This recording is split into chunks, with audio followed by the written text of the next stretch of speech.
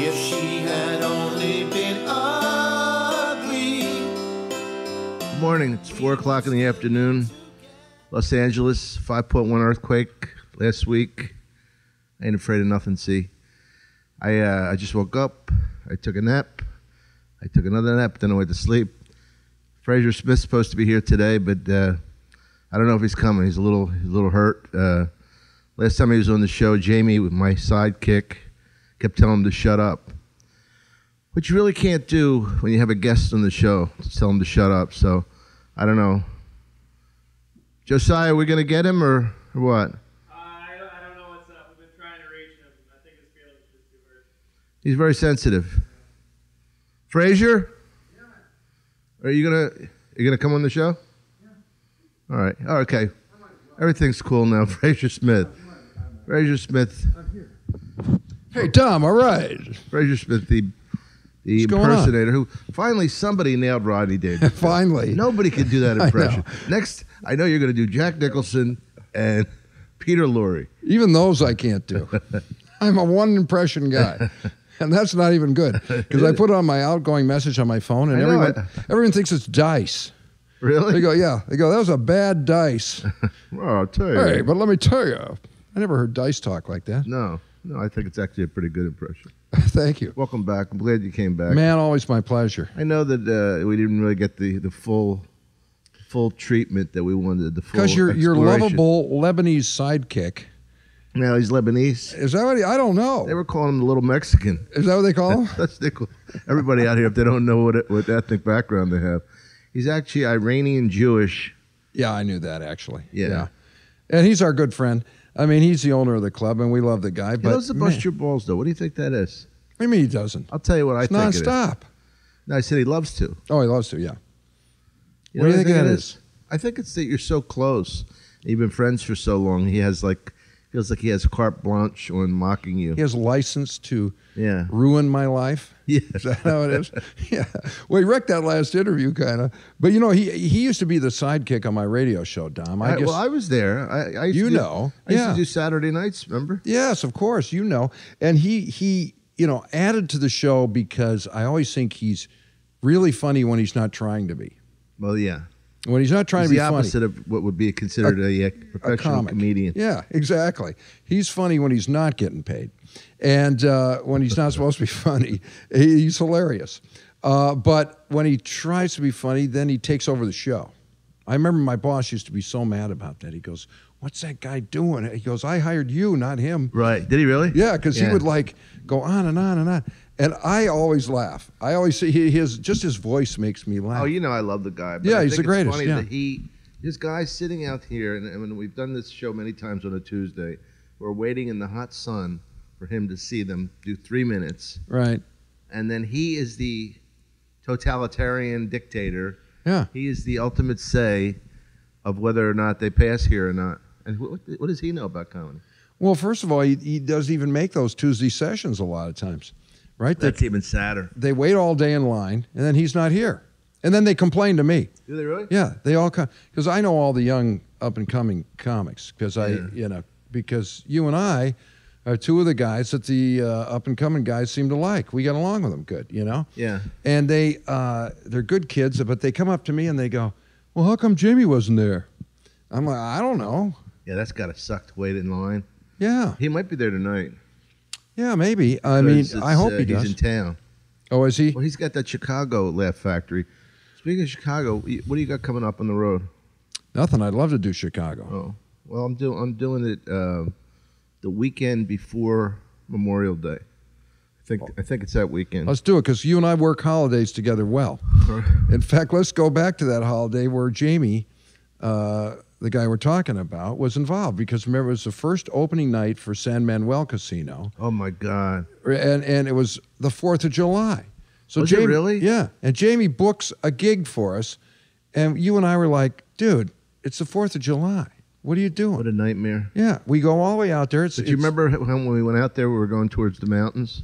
Yeah. And I said, this can't be right. No, he took us completely in the wrong direction. We were going, all I saw was this wall of mountains. I thought, I don't think this is where the gig is. No, you called it, and he kept This is the driving up San to 215. What are they called? What mountain range is that? the San Andreas Mountains. Yeah, Holy shit. It's where the fault lies. The fault is up there in those mountains, man.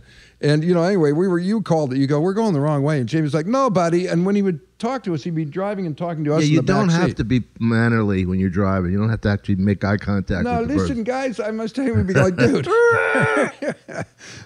So we get out there, and there's like no one there. There's literally 2 people there. Oh, God. So then you were on stage, and you spent your entire, I admired this, you stayed up there for 45 minutes because you were a headliner, and you just berated him. He was sitting in the front. Well, he sat and clapped for me. Like as if that makes me the illusion. Look at this of a crowd. manager that I have, folks. Look what he's gotten for me here tonight with another packed house. Well, that was such a horrible room because casinos are tough enough when you do like a lounge kind of thing, but this one wasn't enclosed at all. Yeah. So like there's people just playing black and playing video poker and slots, and we're trying to do stand up. Yeah, it's you're horrible. like 2 guys walking to a bar. Ding, ding, ding, ding, ding. What? You had to wait till the slot machine stopped. Yeah, my God. That wasn't my worst gig, though. I'll tell you the worst gig. People always say, what's your worst gig? They always ask comics. The worst gig was I had to do stand-up at a World War I reenactment. Oh, my God. Yeah. They had me out. It was at an Air Force base out here, and Why somebody... did they even do the reenactments? What Civil War reenactments? We already know who won. Yeah, who really... What's going to happen? Gettysburg is going to be reversed? Yeah, it's not going to make a difference in history. And this show, anyway, they had these biplanes, those old planes, from that era, landing and taking off during our set, which was outside on the runway, right next to the runway. So you'd have to time your joke. You'd be like, you'd say, do your setup. So, these 2 guys walk into a bar, and then all of a sudden, so then you have to wait like for a crowd roaring. And then then the plane takes off, then you could finish the joke. So, and what was really bad was Where was it, out in the desert? Yeah, it was like halfway to Palm Springs, and I had booked another comic, and I told him to get him to do the gig. I said, this is a great gig, because somebody had told me it was a great gig. But your podcast is a hit. That's the thing I like. Everyone says to me, man, we loved you on Dom's podcast. Dom's got the best podcast. I don't know if I have the best, but I love Pretty good doing one. it. Pretty good. I was trying to think of the people we've had on it, and I wrote a couple down. And I thought, oh my God, I'm leaving out guys. It's like, how could I leave out David Spade? Yeah, David Spade? Yeah, David. Oh. David was great. Great. Rob Schneider and You had Joe Rogan, right? Rogan You a had, couple times. Did you have your buddy Daniel It's very Tosh? incestual because no, I don't want Tosh to do it. Yeah. Because right now Daniel is at such a place that I love him, but I think that people look for him to say the wrong thing. Yeah, well, I guess now. What happened here that night. Yeah. Remember, that was kind of my fault. Or mine, because I brought him on stage. Yeah, but I told you to bring him up, and you were just being nice. I always loved Tosh, and I wish he'd come back and play here. He's a great comic. Yeah, he will. Since he moved to Malibu, it's a much when he gets done work, he just doesn't feel like driving all the way back into Hollywood. Yeah. He's already in Culver City, and he's got to go all the way out. Yeah, but that was an odd night because I remember he really didn't want to go up. He just stopped by to see you. You guys are old buddies, and then he was talking to going on stage, and so yeah, I did it. I was then that drunk, happened. and I go, "Hey, Fraze, Tosh is here. Why don't you bring him up?" And you go, "Hey, we got," and then the crowd gets excited, and then the whole thing with the rape and all that. Yeah, and you know what was weird about that, Dommy? No one's going to stick up for rape, so he obviously wasn't saying. His whole thing is irony. That's his whole thing. He's ironic, and so that was what he was doing, and that one person took it wrong. Remember when she got up and left, and so then she had her friend with her, and her friend wouldn't even leave with her. She's like, no. We didn't even know anything happened because we went next door and had something to eat. We didn't know that it was going to be. Well, it didn't seem like it was going to be anything. Yeah, and then she decided to sue or whatever, and she put it all up in the internet, and then he was, See, that's why I don't want him to do the podcast right now because he gets so much exposure on that show. I mean, Joe Rogan, of course, gets a lot of exposure, and there's other guys too, Mark Maron and all, but Daniel's on such a high-profile show. They're gunning for him. Yeah. They want him to say something wrong. Now, you started with him down in Miami, right? Or did he start? West Palm. In West Palm? Yeah. Yeah, it was Daniel Tosh, and Carrot Top went through there, but I didn't know him that well. my friends were Tosh and Dan Whitney, who's Larry the Cable Guy. Oh, right, yeah. Now, you would never, ever put the three of us together. Yeah, that's weird. Nobody would ever go, hey, out of these 50 guys, who do you think, what three do you think hang out together? Yeah. But I love Dan Whitney. Yeah, he's an awesome guy. I've never met him, but everybody said he's cool. He's so fucking funny. He's so silly. He's fun. And I don't know if I ever told you this, but I was going to tell him to drop the Cable Guy. What? Yeah, it would be like the worst advice ever. That's $1 billion later, because I wanted to, because he was so funny naturally. I wanted to go, Dan, drop this Cable Guy crap. I mean, you're better than that. Where are you going to go? Where are you going to go with this character? Wow, you There's actually nowhere said to it. go. Wow, that's funny. You're like this hick Cable Guy. What does that mean? And then he ends up, and I'm going, thank God I kept my mouth shut and didn't get into management. Carrot Top, lose the props. Yeah, right. Come on. Come on, Scott. You're better than that. Yeah, man. I don't know what Carrot Top did to himself with the eyebrow thing. And Yeah, I don't get that either. I know him pretty well. He's a great guy. Great guy. And he's, I think, very funny, Dom. You know, he's kind of the opposite of what you do because you're organically funny. You're just a funny dude and always have been. And then you do it. Oh, you're one of the very best. And you go out there and just everything's verbal and you do a lot of improv. And you know, you told me the story about how you got into being able to improv like that. But Carrot Top doesn't do that. He does the prop act, and it's pretty well a set act, but it's a very good act. I mean, I've seen it in Vegas a bunch of times. I haven't seen him in years. You know what? It works in Vegas because in Vegas, people pay a lot of dough for a show, and they want to see something with, you know, I mean, they love seeing a regular stand-up too, but they want a show, and this guy puts on a show. You know, it's got props, but it's funny. And he's got kind of almost like a rock and roll quality to what he does, you know. Remember how buffed he got? Yeah, that surprised me a little bit too. He looked like, remember those things at the carnival when you'd stick your head and have a muscle in his body? Muscle in his body, that's what he looked like. Yeah. You heard my Carrot Top joke. It's kind of mean. What? I love the guy, but so I said, I'll tell you. I saw a Kathy Griffin billboard when I was driving in from the airport, and I was like, wow, Carrot Top has let himself go. That's kind of a mean on Kathy Griffin, really. Well, maybe it is. I like them both, but you know, but I just thought he looked weird at a certain point. Yeah, you know, that's what I'm saying because he had his eyebrows tattooed. That like he had them shaved and then tattooed. That and getting all buffed up. Yeah. I mean, there's nothing wrong with being a little bit buffed up, but it did look think about getting cartoonish. Yeah, I want to think about getting beaten up by a prop act. It's never going to look good. No. Although they have plenty of things to hit you with. Yeah, he hit me with his giant wooden spoon. Wait till I get my toilet seat. You are through. Hit me with his plastic ass. Right in the face. His moon over my hammy. Yeah, a lot of the props aren't going to hurt when they hit you. But yeah. No, I've known him for a long time. He's got a great show in Vegas. He's good. Where's he at? He's at the Luxor. Now, how did you do in Vegas? I heard you were there last week. You know, I don't think the fact that those people all left was my fault. No, I did good. I do good in Vegas because, you know, I just do the one-liners. Jokes, yeah, and they seem to go for that in Vegas. Now, do you host or do you... I sometimes middle, but I host a lot too. I kind of go back and forth there. Because Saccone and I are going there in September. Man, I'd love to work that show because I love working with you guys. Yeah, nobody's a better host than you. I would love it. Well, that'd be fun, man. And I'm a fan of Saccone's, too. We could ask Harry, you know. All right, let's, yeah. Harry's doing a good job up there. That's a good club. That Laugh Factory, you've played up there a couple times, right? Yeah. I play several different rooms up there. I really like that room. Yeah, I do Brad Garrett's comedy club also. Yeah, me too. And, me too, and I do the improv for... it's great because they all work, they don't care. Because the great thing about Vegas, unlike other cities, like you can't go to Columbus, Ohio, and work a club and then work another club in Columbus 2 months later. No. But in Vegas, the whole audience changes. It's all new audience. Yeah, they come every from week. all over. I think after all is said and done, it's the most fun town in the world. You know, it is fun, and it'll kill you, but it's fun. Well, that's why you can only take a week. Well, you don't drink. No, but I do a little bit in Vegas. Do you really? Yeah, because I don't have to drive. You don't have to drive. Me and Saccone. All right, we're going to go drinking. I never drank with you. Oh yeah, man. Wow. I had a couple wild nights in Vegas. No kidding. Yeah, believe it or not. And I had fun the last time I went there with my buddy Reuben Paul. because Ruben knows Was it. Ruben on that show that you talked about earlier? The which one? The one in the desert? No, Ruben wasn't on that.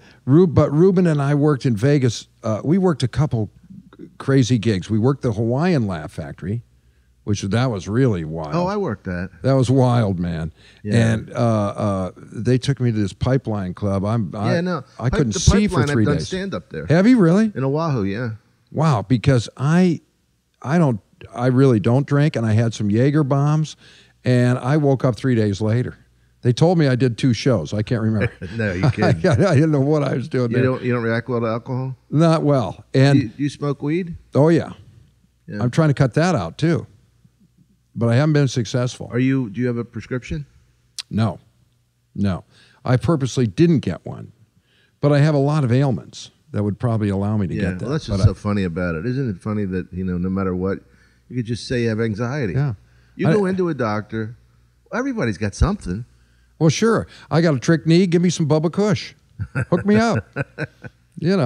And I think Bruce it is. Willis probably really will die hard. Folks. So Ruben and I were doing this gig, and he knew this guy that was like the mayor of Vegas. Literally the mayor? Well, no, but he had He's that. one of those connected guys. Connected guys, right? And he was connected at every casino and every club, and we went to all the big clubs. So we get in, and you're just in. You're in VIP. You're just spiffed out. So it was awesome. And then it's hard to go out there and party after that, because once you've had that treatment, you had that level, yeah. I got a good story about Dolly Parton though, not the actual Dolly Parton. I was gonna save that till the end, but go ahead. Really? No, I didn't know you had one. So I was at Harrah's and doing shows, and I was with Bobby Collins. Oh God! Right? Sorry. Don't bring up that fucking name on my show. Oh, really? I'm sorry. I hate that son of a bitch. Oh, do you really? Yeah. Oh, I'm sorry. That's all right. Well, he's not really the part of the story. Okay. He was just on the bill. They had a thing upstairs they had another showroom up there. Used to be Wayne Newton, but now it was like a legend show. So the 2 girls from the show would come down every night to our show, and it was the Dolly Parton impersonator and the Britney Spears impersonator. Britney Spears impersonator looked nothing like Britney Spears. That's hilarious. Nothing. Yeah. Remember when Angel Salazar used to do Tina Turner? Right. And all he did was put a wig on and lipstick. And they looked nothing like her. And he would turn around and they'd play What's Love Got to Do with It? Oh, God. And the audience would go fucking crazy. There's no joke that we could write that would get the reaction that that stupid moment got. I know, isn't it? And it's, Check it out. It couldn't be any further from Tina Turner. But this Dolly Parton girl looked just like her, and was an older girl, so she kind of looked like Dolly would look now, just dead on. So these girls wanted to go to a club afterwards. So we go down to the Wynn, and I think the club's called Excess or something. Anyway, it's a big club, and there was a line around the outside of the casino. It was like the line was a half mile long. So I go, no, I'm not going in here. And Well, not only that, when you get in there, it's going to be a nightmare. Yeah, well, I knew that. So I'm like, guys, we're out of here. And then all of a sudden, these guys with the little headsets on, the security dudes, start opening up all these ropes and signaling us in. They thought it was Dolly Parton. And I didn't even think about it, because we had just been, Oh, they thought the Dolly Parton impersonator? it really was Dolly Parton. So then all the people in line started to think Who so was too. the Dolly Parton impersonator? I can't remember her name, but she was dead on. And she had a southern accent. She was dead on. So everyone in the line thought it was her. So they're all taking pictures with her. Everyone wanted a photo. So they whisk us into VIP, right? So all of a sudden we're in VIP. VIP? And they start bringing us Dom Perignon. They're bringing Really? they're bringing us food. They're bringing us champagne. And I said to Collins, I go, we got to get out of here. And You had to mention him again. Oh, sorry. And I didn't know you guys didn't. So anyway, we're in there, and I'm going, look, this isn't going to be good. We'll be washing dishes for a year, And all of a sudden, this guy taps us on the shoulder, and he goes, I'm the general manager. I'd like to see you guys outside. I thought, oh, God, we are busted. And she's taking photos with everybody, and some big celebrities there. She's taking pictures with them. She fooled them, too. We're outside, and the guy goes, Here's my card. I'm the GM here. Anytime you want to bring Miss Parton by again, please be our guest. Oh, that's great. Yeah, I thought we were so busted. And, so we scooted out of there. That is so We funny. left a tip, but it wasn't a Dolly Parton-sized tip. So... Is that like a joke about her breast? No, but it could have been. But but I'm just saying they probably think she's a cheapskate now. That's funny. Yeah. I saw Jennifer Lopez actually take back part of a tip that her mother gave when she won on some high roller thing. Really? Yeah, it's kind of. That's embarrassing. It was. She's Yeah. beautiful, man. Wow. She is fucking beautiful. Oh, I bet. You know, she used to work here. Yeah, yeah. J-Lo was a cocktail waitress here at the Laugh She was a Factory. cocktail waitress? I thought she was a hostess. I don't know. Might have been. I can't remember. You never know because Jamie lies so much. I sometimes he stumbles onto the truth and you still think he's lying, just accidentally. Yeah, that did happen to be true. He's a pathological liar, you know. Well, yeah.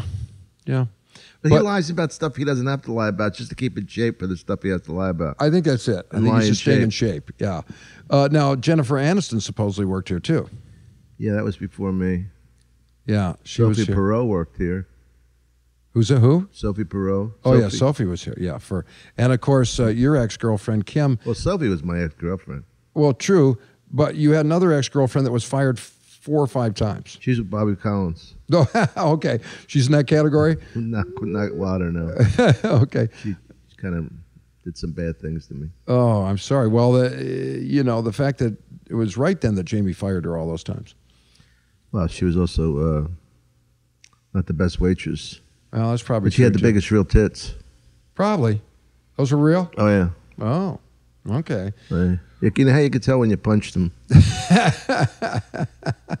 Yeah, that's a good test. Man, I wanted to tell you something about Vegas. I can't remember now, but I will. That's not good when you're hosting a show. Man, I want to work with you guys up there. I mean, Harry, first of all, if he booked it, he can move somebody. It's, Yeah. you know. Harry's cool. I like that room, too. That's a good room. That I like Laugh it, Factory. too. I like both those rooms, Brad's and... Yeah, Brad's I'm got a glad they good get room, too. along because it's so cool. Yeah, everybody likes Brad. Brad's a great MC, too. Oh, he's funny. Oh, he's so fucking He's strong. always funny. Yeah. And, you know what I love about him? He's Don Rickles without the sappy apology. He just keeps fucking going. Boom, boom, And he'll boom. nail you, and he nails everybody. But what I like about it is you still wind up liking the guy. Well, that's part of the charm. That's part of what... He's so charming. That's the charisma of, like, gangster movies. Yeah, When yeah. here's a guy who's such a rotten fuck, Ray Liotta, with that smile and that laugh, is something charming, you know? I got a good a Garrett story, though. Oh, good. Go. Yeah. I was at Ice House, and Garrett was headlining, and there was a magician in, and he was one of these weird It's already funny. magicians who, well, He was a weird magician. I guess that's a... He was one of these weird magicians who guess I pulled should- shit out of his Yeah, hat. that kind of goes without saying. But this guy wouldn't talk to anybody. You'd say hi to him, he just... He was a conceited magician? Yeah. He breezed right by you, wouldn't say anything. So he had set up shop over at the side of the stage in a little tent. And he'd stay in his tent. You're kidding. No, he was in a tent. And after he did his show, he'd go back in his tent. So what, stage left or right? It was stage... Where the door is? Stage right, over by the door. That's stage left. Or stage left, over Okay. by the door. So he's in his little tent, and Brad Garrett goes, he's on stage headlining, and he was killing. And he stopped and he goes, "What's with the tent?" and somebody, one of the audience members goes, "Well, I saw the magician go in there." So, you remember Doug Henning, the magician? Yeah, of And course. he was it's magic, and so Brad did an impression of Doug Henning, and he kept doing it throughout his act. It's magic, and so he would go over by the guy's tent, and he'd go, "Ooh, the little magician's in his tent. He's doing some Was he in there magic." then? Yeah, he was in there, and so Brad's mocking what him, the right? fuck? Yeah, he just kept he kept going over there and mocking the magician. All of a sudden, there's a giant explosion. I'm not talking about a puff of smoke or a little flash powder or whatever. This was an explosion, like an M80 went off. Kaboom! And Brad's 6'8", and this went off right over his head. Wow. He hit the deck, and there's a big black cloud in the room, and Brad gets up. The guy had thrown some kind of smoke bomb up there, and the Brad magician? and Brad So gets he up was and he pissed goes, off? "Well, I guess we won't be fucking with the magician anymore." Oh, that's great. I never heard that story. Yeah. The crazy magician. Did you ever see him again? Nope, never saw that guy. You know, I think there's something in the business, too, where you've got to, be somewhat courteous off stage if you hope to come back. Yeah, there's definitely, unless you're so great and so strong that, you know what's amazing about this business, how so much of it is show. You know, I saw, what's that comedian, he was on Letterman last night, young black kid, but really no substance at all to his act. Married to Mariah Carey, I think. Oh, Nick Cannon. Nick Cannon. Yeah. And it's amazing, you know, like how flash can, and, you know, fame or whatever it is. Because the guy, like I remember one night he was at and he was fine, you know. He was a little cocky. He was at the thing, and he goes, I'll go on last. And I went, all right. I was there that night. Oh, were you? Yeah. I just buried him. I saw what happened. You know, I saw it, and his management was stunned because, he's a nice kid. Yeah, very nice. He's a real nice kid, but he's not on your level as a comic. No way. And you got up there and destroyed the place. I did it on purpose. Well, he was cocky in the dressing room. You were awesome. And then he tried to follow you and didn't get one laugh. Nothing. Yeah. You couldn't beat. But he's better looking than me. Well, you know what? I mean, that's not what comedy's about. You're a comedian, and he couldn't follow you. And I thought it was funny, and his management was saying, wow, that guy's good. You know what I did? I went and sat right in the middle of them and watched it. Did you? Yeah. Such an asshole. Well, he couldn't buy a laugh after you. Yeah. You know? I don't do that to many people, but it doesn't matter. But just my ego with him being. But it takes a lot. You should never really say. And I think there's an etiquette thing. You shouldn't go on after the headliner anyway. You know, he was an added guy to the show, and right. you really. I don't think I've seen that happen a couple of times, and it's never it's never cool. No, unless you're somebody like maybe Daniel or somebody who's a special guest, I guess. In that sense of also not being Daniel's not a dick about his fame. Yeah, he's not. He's not. He'll do 15 minutes, not like some guys who get up and do 45 when they're not even supposed to be on the show. Yeah. That is just so selfish. Yeah. It's interesting how we have that code of ethics, you know, and we sit upstairs and we know, we don't have to say who it is. We know who the guys are that are just dicks about it. Yeah. They're dicks about their fame. They're dicks about the way they treat people, and the guys that are always good guys. You know, I was working with, I wasn't working with him. He just happened to be there. Chris Rock was at Comedy Store last night, and you know, I love Chris Rock. Chris is a gentleman. You know? He really is. First of all, I hadn't seen him in 10 years. He comes over, Fraze, how are you? You know, couldn't have been nicer. Yeah, he's a good guy. Yeah, and then I love him and his brother, Tony. Yeah, they're both great. Tony's great too. And they anyway, he gets off stage in just the appropriate amount of time, and he was killing, you know, just working out new stuff, but he's so talented. And then he just, you know, after 20 minutes, all right, I'm not going to take any more time up. Yeah, well, that's the way it should be. Yeah. And I mean, you know he's great. Well, what's he gonna? Why's he got to mess up everybody else's night? Which he didn't do. Yeah, and I thought that was cool. Yeah, and some guys are like that, and some aren't. I always think too, if you're really good, why would you need that extra workout of stretching an extra, 40 minutes? Because ego, I had a thing one time with Robin Williams, and I like Robin.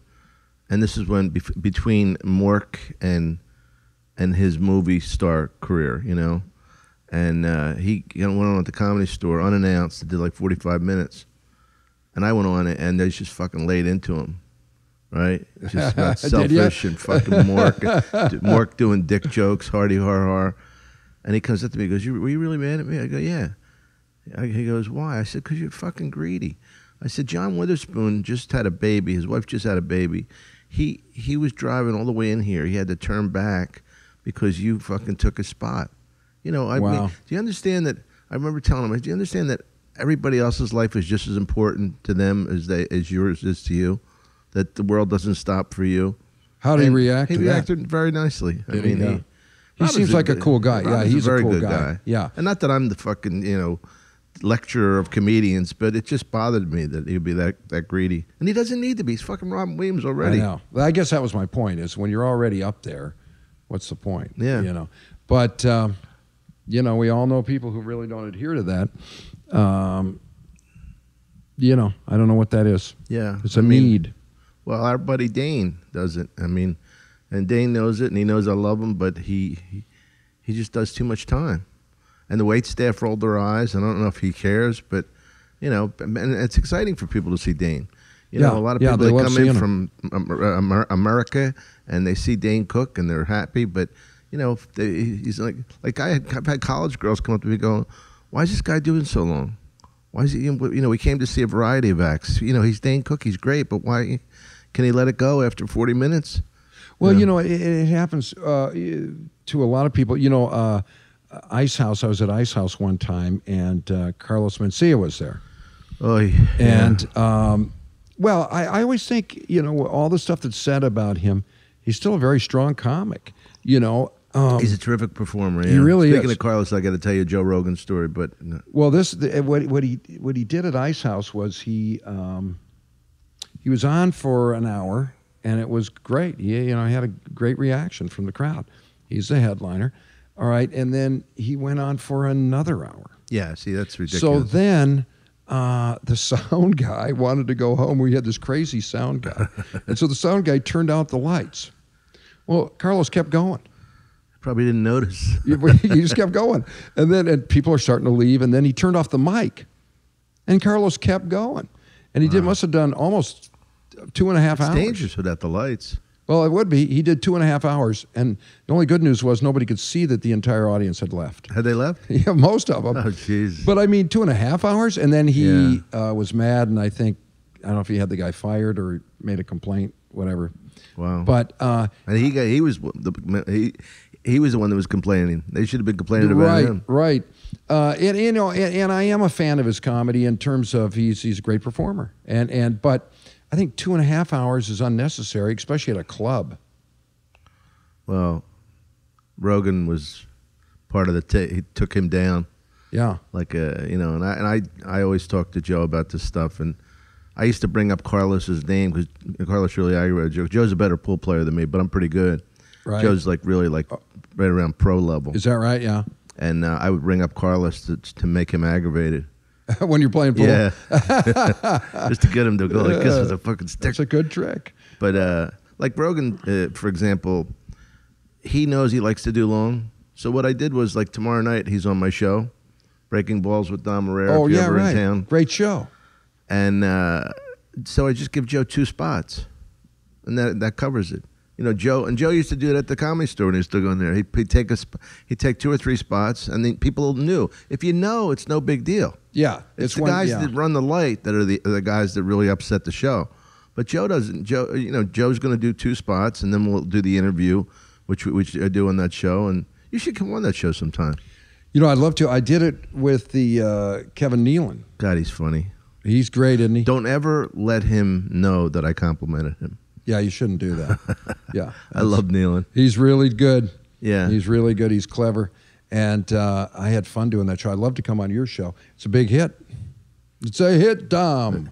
People like it. You know, they like the intimacy of it. But the thing about that show, there was a guy from Montreal on the Montreal Gazette in here last week, and he said, "Why don't we bring that show to Montreal?" And I'm doing Montreal this summer, but I don't think they have the right rooms for it.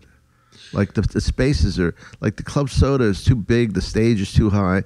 See, here you're right with the people, you know, and you can do that. Like we sit here and we sit in those director's chairs, and we fuck around with each other. And I mean, Burr is one of the best at that. We just have such a ball. Burr's awesome, isn't he?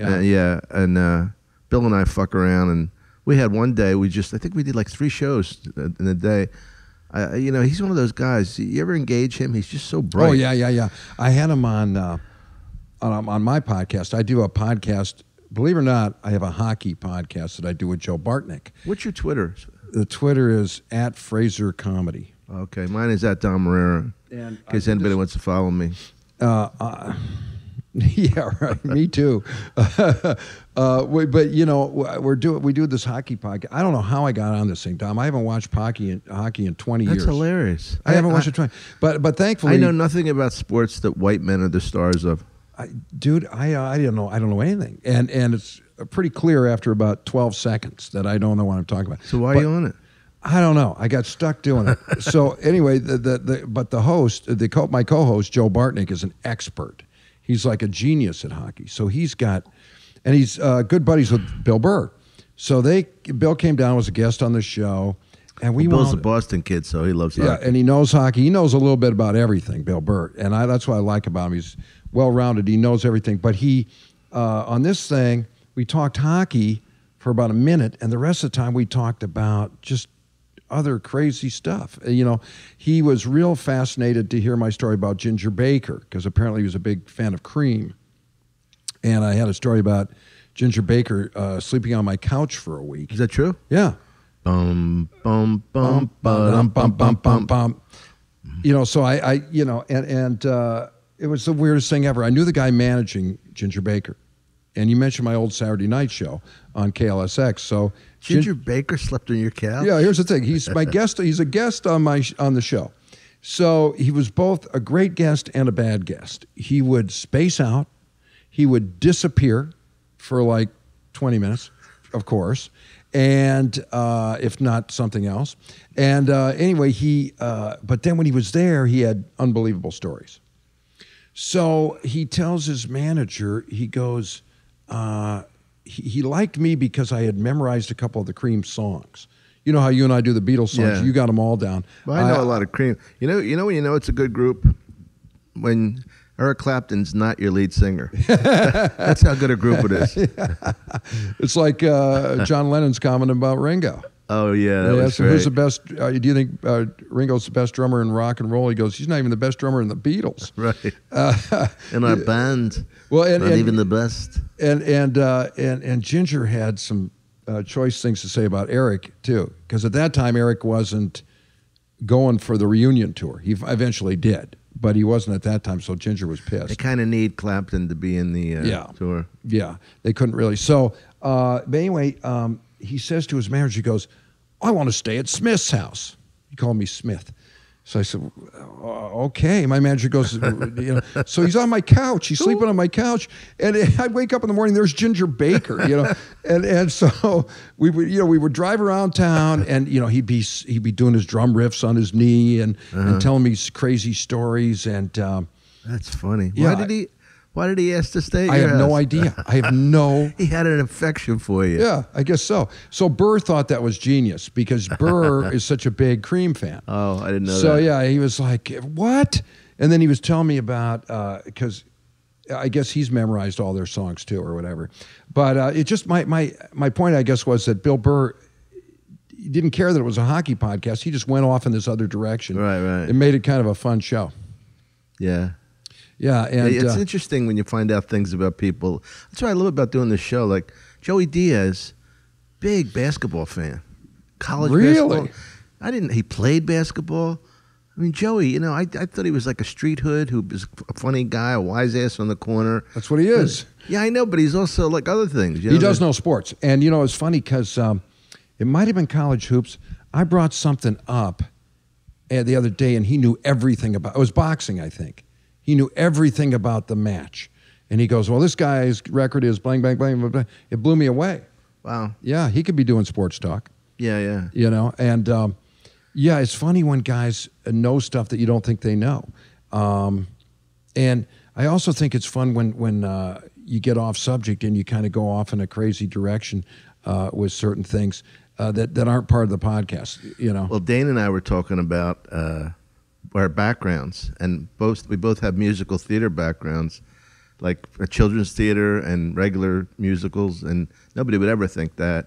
Him, this energetic guy, you know, me, like the wise guy Italian bullshit, and both of us, we were singing these songs, and you know, you'd never know that we came from that. Yeah, that's interesting. I didn't know that was Dane's background. Well, yeah, he's got a lot of things. He's done a lot of stuff. Yeah, he's very well-rounded too. He's an athlete, and he's he's knowledgeable. He's a marketing guy. He had a marketing background too, and he was telling me that with his posters and stuff that he designs them all, and he wants them specific. If it's not the way he wants it, he sends it back and makes sure he gets it just the way he wants.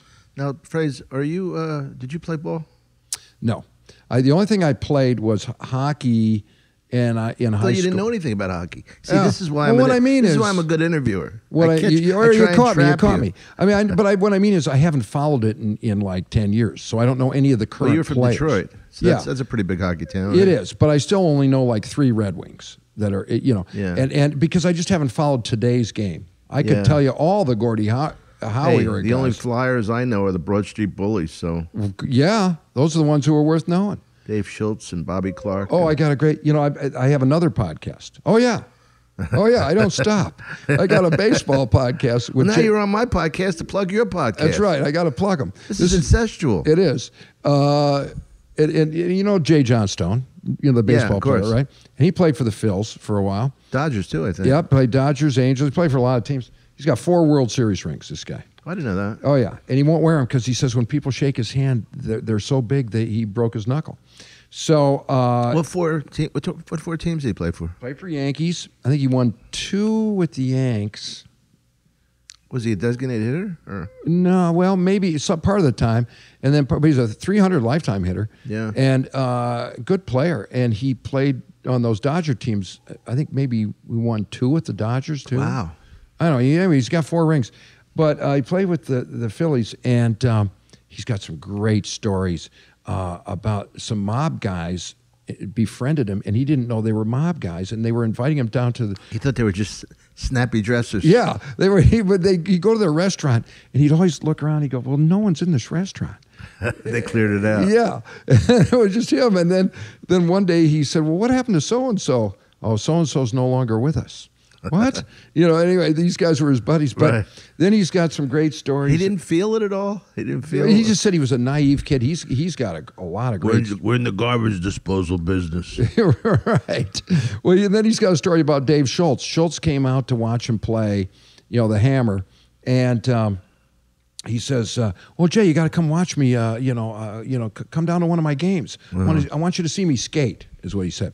So he comes down there. He says he's watching him. He goes, he finally gets in the game. He's out there for 5 seconds.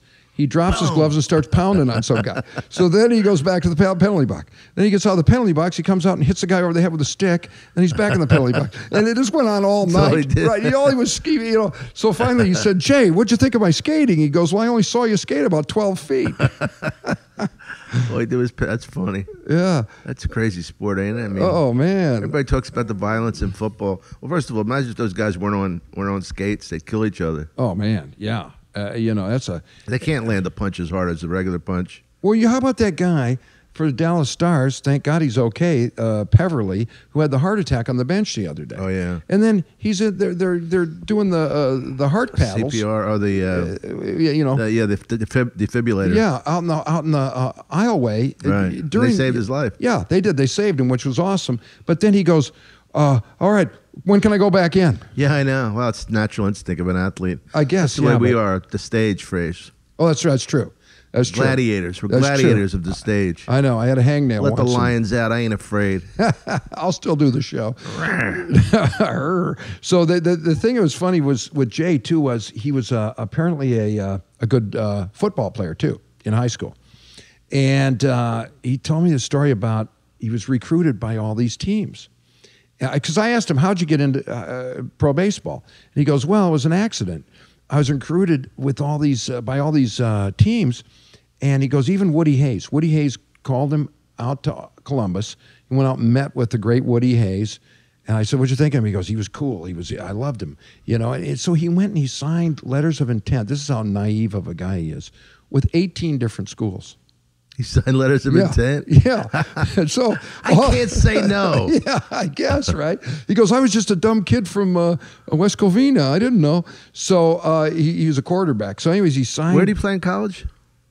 I don't think he didn't go to college. Did you go to college? Yeah. Where? Yeah, Western Michigan. Not DeVry? No, that's the joke. What? But Yeah, I know. Okay. 'cause we're just barely better than DeVry. With Tim Allen. Tim Allen was my buddy in You knew college. Tim? Oh, yeah. Yeah. Is this Tim's dealing days? Yeah, I think. Wow. Yeah. I mean, he doesn't hide it. I don't so know, it's but not he like he's a great guy, and I met him back then. Didn't know him real well, but we were in the same time at Western, and anyway, Jay went and signed these letters of intent with 18 different schools, and then somebody told him, "Dude, you can't do that. What are you doing? That's you know." How much can you intend to do? So what he did, you're right. So he went into baseball just to get out of all of that. He goes, well, So I'm he was going a better baseball. football player? Yeah, yeah, Wow. and he did Some of pretty these good. guys are such natural athletes. Yeah. You know, it's fun. You want to hear amazing coincidence? And I've had these a lot lately. I don't know what's going on in my psychic world. We were arguing about my friend of mine. He knows nothing about football. He played for Wagner. He's a club owner named Bobby Jewell. Right. And I love the guy, but he knows nothing. He doesn't think Dan Marino is one of the best quarterbacks ever. One of these guys. Stupid. So I'm telling, and I like Trent. Dolphins fan? I like Trent Dilfer, and Right. I've met him, and I did interviews with him. I had a show on Comedy Central called Offsides, and I like Trent. Period. Right. And matter of fact, I asked him. I said, "How good were you at touch football?" You know, because I thought I was okay. How good were you? He goes, "I was pretty good." You know, he's throwing the ball 80 yards and shit. Yeah. So anyway, we have this argument, and I said, you know, he said we never won a Super Bowl. I go, but Trent Dilfer won a Super Bowl. You're going to tell me Trent is better than Marino? And he wouldn't answer that. You know, of course he's not. Of course. That next day, I get on you know, those transports, those subways from the airport, from the main terminal to the gate. Right. Trent's sitting there. What? And I go, hey, Trent, Don Irrera. He goes, hey, man, how you doing? And I'm thinking, I was just talking about you. But isn't That's that weird. incredible? I Yeah. haven't seen him since Comedy Central days. Wow. Yeah. Well, you know, That's been happening to me a lot. I got to tell you another one. start Real talking quick. about Amber Lynn.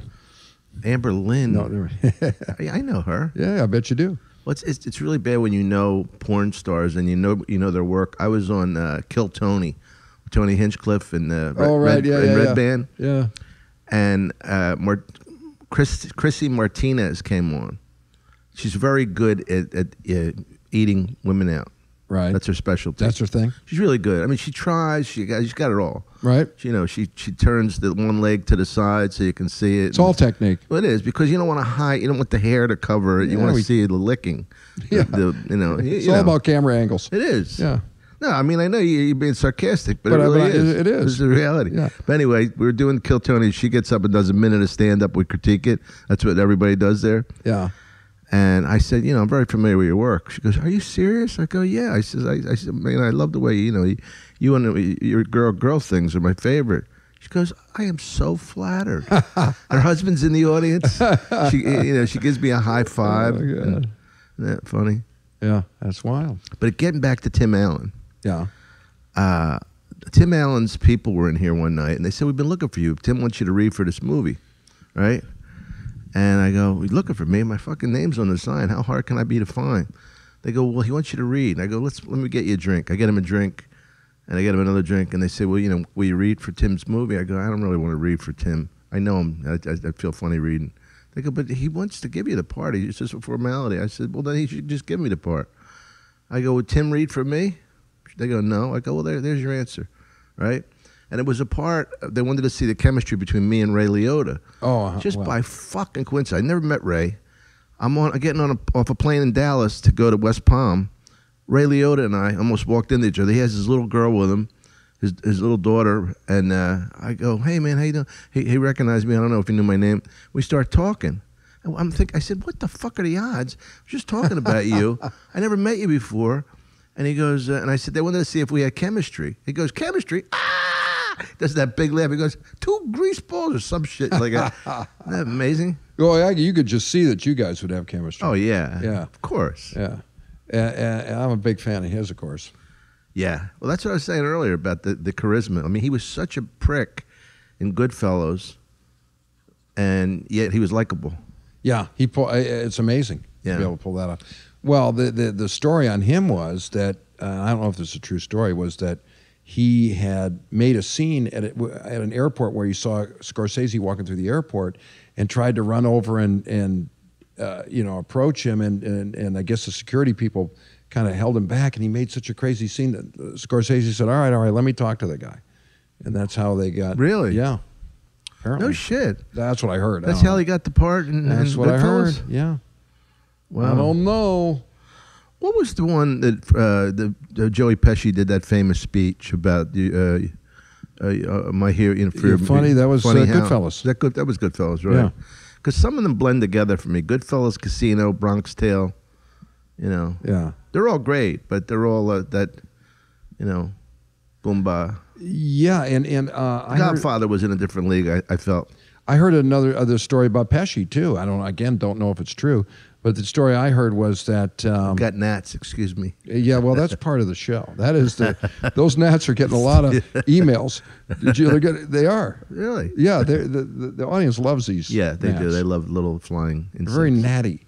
But the Natalie, sorry, Clad Natalie. Yeah, Natalie Cole.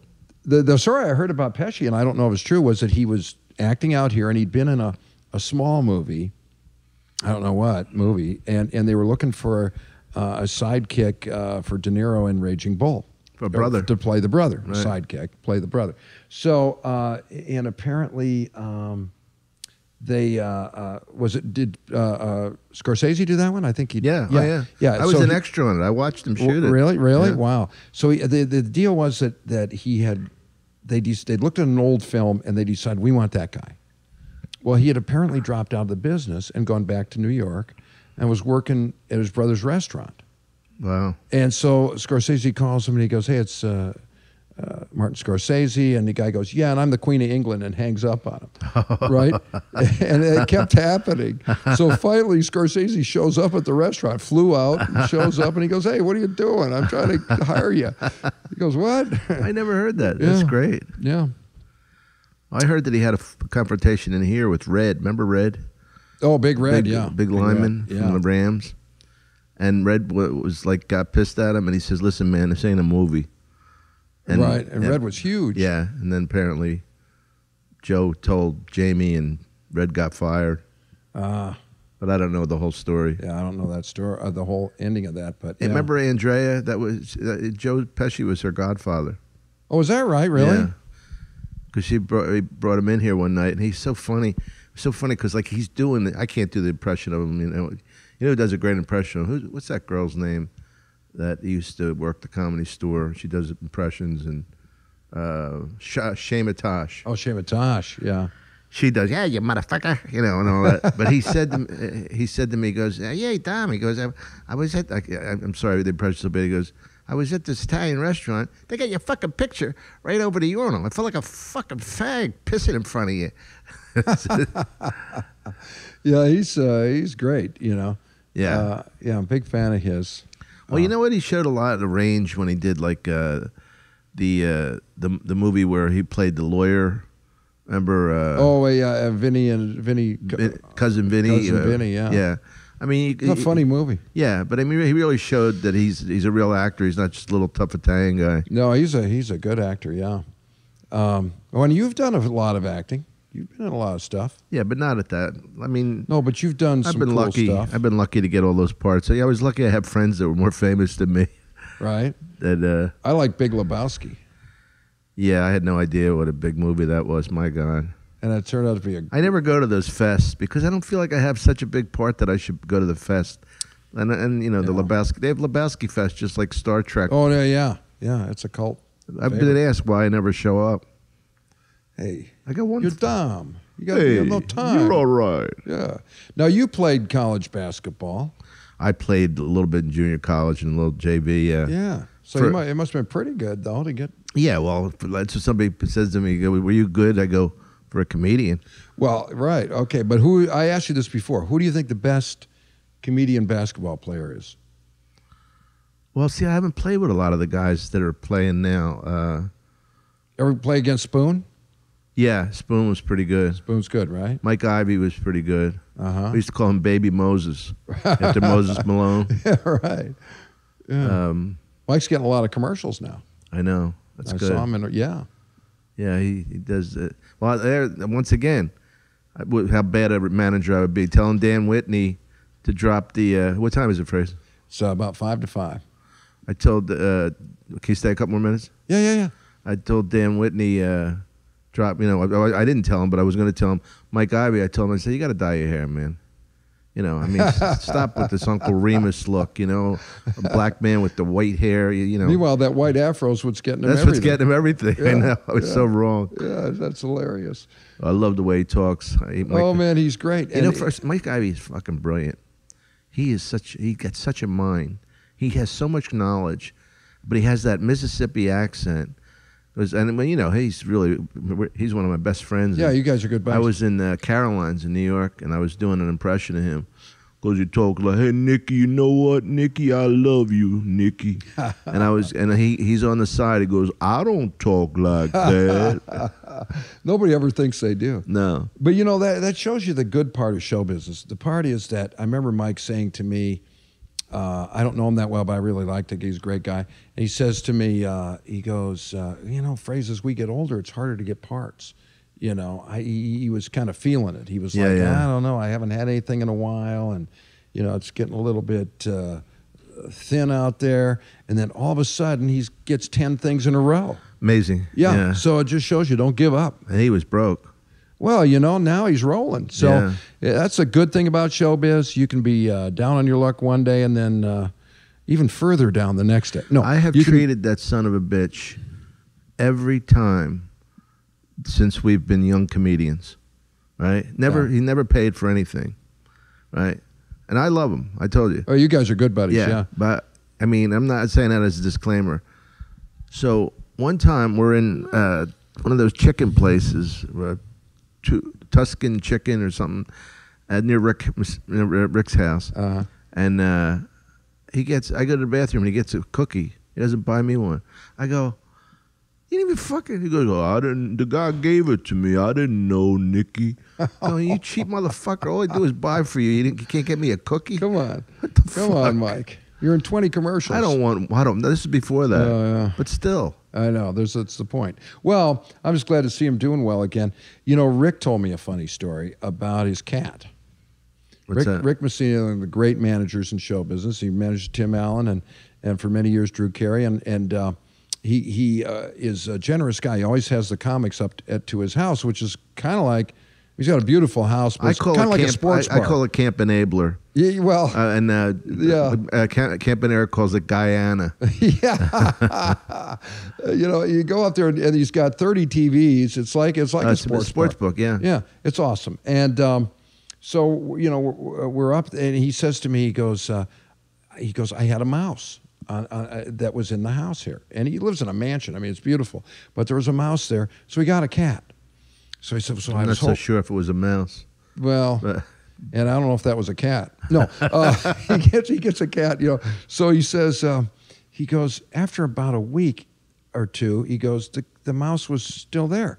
So he goes, I tried to figure it out, and then I realized the comics had been feeding the cat hot dogs and all the crazy food that he serves up there. The cat got it got so fat it couldn't jump up on the counter. He goes, so now this mouse is just ransacking my place, taunting him. Yeah, it's funny. Yeah, no, I love going up there.